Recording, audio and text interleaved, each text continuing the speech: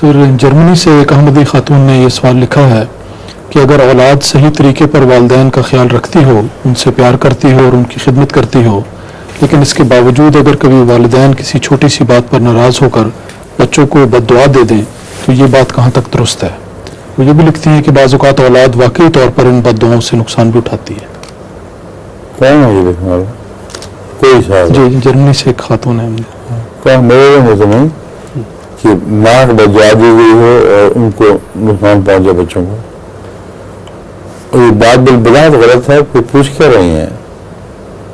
جس طرح نے سوال بنایا ہے نہایت لغو ہے بات، اور پوچھ رہی ہیں کہ لغو ہے کہ نہیں۔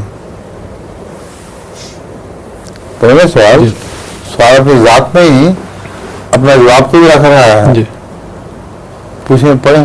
یہ کہ اگر اولاد صحیح طریقے پر والدین کا خیال رکھتی ہو، ان سے پیار کرتی ہو اور ان کی خدمت کرتی ہو، لیکن اس کے باوجود اگر کبھی والدین کسی چھوٹی سی بات پر ناراض ہو کر بچوں کو بد دعا دے دیں، اب یہ پوچھنا چاہتی ہیں کہ بات درست ہے کہ نہیں؟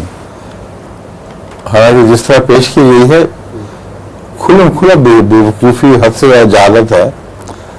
بچے اچھے ہیں اور ماں باپ ان کو بد دعائیں دے رہے ہوں تو اس میں پوچھنے والی کون سی بات ہے؟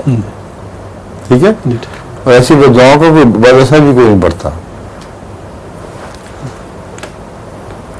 اللہ تعالیٰ کوئی ان کے ایسے بے وقوف پاگل ماں باپ کا غلام تو نہیں ہے، نعوذ باللہ من ذالک، کہ جو ان کے منہ سے نکل جائے گا خدا مان جائے گا، جبکہ ناحق باتیں کرتے ہیں۔ یہ تو خدا کی ناراضگی مول لیتے ہیں۔